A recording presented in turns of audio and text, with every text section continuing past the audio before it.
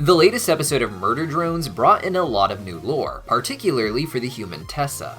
She now works for the Absolute Solver, but also tried to fight against her, so whose side is she really on, and is it possible she's just trying to save her drones at the end of the day? My name is Cut, and let's break down the history for Tessa and the humans so far. Tessa is a young woman with a special love for drones, which is unfortunate because the rest of humanity seems to absolutely hate worker drones outside of the functional purpose that they serve. Even before the show aired, we saw in trailers that worker drones were being abandoned by the thousands, left in scrap piles after humans run out of use for them, the worker drones developed too annoying a personality, or they simply wanted to replace their drone with new models. Tessa's first appearance in N's flashback from episode 2 gave the impression that she wasn't like the other humans, who in the mansion are of course very fancy, well-dressed, and well-kept. Tessa, on the other hand, had messy hair, not just because she got back from the dump with another drone, but it was to show us that she just doesn't fit in with her family and humans in general. Drones are created without hair, and instead are sometimes given hats, but Tessa took the time to give wigs to her drones, humanizing them, something the real humans find very off-putting. To put it simply, she'd much rather take care of the drones and make their hair look nice than she would take care of herself or her own hair. In the most recent episode, the humans were throwing a gala, and Tessa was freaking out about having to interact with so many humans.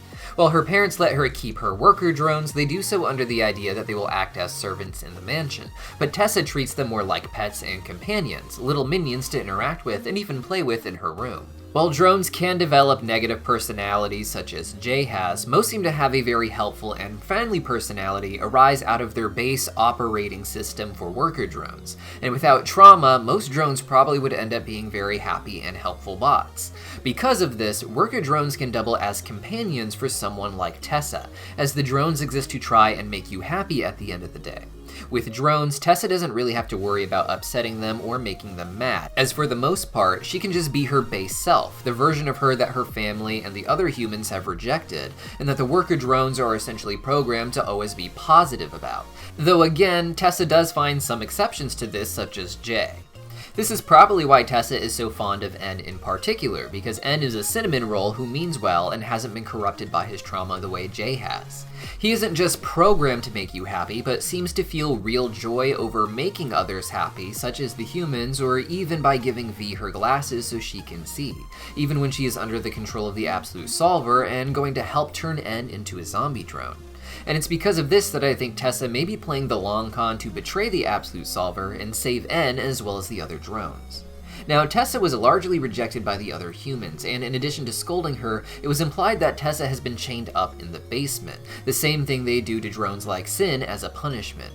This was something I didn't even notice myself, but actually had it explained to me by fellow YouTuber Sarcastic Chorus, and it makes sense with the way that Tessa rubs her wrist where she would have been chained up and tells Jay that she is fine. Despite this trauma from her parents, when the Absolute Solver reveals itself in Sin, Tessa's first instinct is to actually save the humans. This is even after the Absolute Solver gave her the promise that if she helped her, Tessa would be allowed to keep her other drones, which she knows Tessa cares about.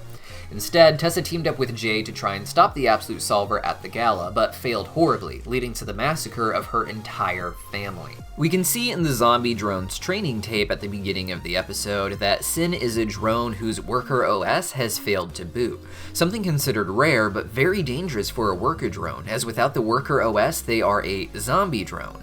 An intelligence with no purpose, explaining why Sin is zombie-like as she starts to understand her surroundings and come up with her plan. The Absolute Solver offered Tessa a place in her plans because the Absolute Solver knows that having a human around, particularly one who knows how to operate on worker drones, would be very helpful. The best way for Sin to control Tessa from here would be to take the other drones hostage, giving Tessa the chance to save them even if it was too late to save her own family. With the humans already dead, Tessa would agree to work for the Absolute Solver, but the Absolute Solver wouldn't be able to trust Tessa still. We see that Sin is eating oil bugs the way other drones do when they have the Absolute Solver in them, so Sin likely is able to overheat just like the disassembly drones are. Uzi and Doll also overheat because of their Absolute Solver powers, but with the disassembly drones, the Absolute Solver doesn't seem to be running full time. And it seems like Sin intentionally made it so that N and the disassembly drones would overheat so that they'd always be at risk of being completely destroyed. The only way for Tessa to prevent their deaths would be for her to play along with the Absolute Solver until the very end. The Absolute Solver's actual goals are something I'll discuss in another theory video, but the goal for the next episode seems to be getting to the camp that Uzi's mother Nori worked at. This is why Doll needed the bug that Uzi found in the previous episode. This bug worked as a sort of computer for the camp training facility and even indicated that there was an elevator that it could help open, but Uzi was unable to figure out where that was. Uzi's mother, of course, was at the camp, where it is believed she found the zombie drone's training tape that explains how to destroy a drone when they are no longer wanted, something it says drones should not watch as they might find it horrifying. Throughout the tape, it maintains that you should always affirm fun when disposing of a drone. Because the drones are unaware of their own fates, they seem to be easily controlled by insisting or affirming the idea that everything they do is something fun, programming them with your words to want to follow along with any rules. Whatever Uzi's mother did there, someone left something behind that is of great importance to the Absolute Solver, making her come all the way out to Copper 9 with Tessa herself in order to get it.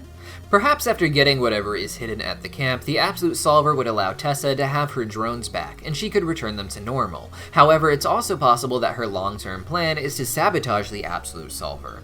The Absolute Solver is smart, but not all-knowing, and it struggles to understand a lot of simple things, it seems, as displayed with it slowly figuring out how to act through Sen's body. Tessa is smart in her own way and knows very well how the drones work, and may have devised her own plan to stop the Absolute Solver entirely, as I can't imagine the Absolute Solver has good plans for the rest of humanity, and Tessa may be more interested in saving all of existence instead of just her own drones. The episode ended with Tessa and Jay teaming up with Doll before running into N, V, and Uzi, where an epic battle I imagine will commence. The Absolute Solver in the form of Sin or another robot isn't there, with Jay being fully restored with her worker OS instead of being controlled by the Solver. With the drones just getting their memories about Tessa back, this will be an amazing way to start episode 6, perhaps with a battle, and perhaps also with an emotional reunion. Tessa seems to have been sent on behalf of the Solver for this mission, so who knows what the Absolute Solver itself is doing, but this will give Tessa a chance to explain some of what is going on to our main characters. If Tessa is on her way back to the camp, she may just end up allowing Uzi, N, and V to come along with her, giving us a chance to get to know Tessa and explore whatever secrets lie below the camp with the entire cast. This will likely fill in the gaps of what happened with Uzi's mother Nori, as well as what the bigger plans are for the Absolute Solver and the supposed singularity it is trying to bring about. But for more information on that, you should hit that subscribe button because I'll be putting out more videos this week on that and any other theories I have. And be sure to leave a comment down below letting me know what Murder Drones discussion videos you'd like to see next. Drone Cut out.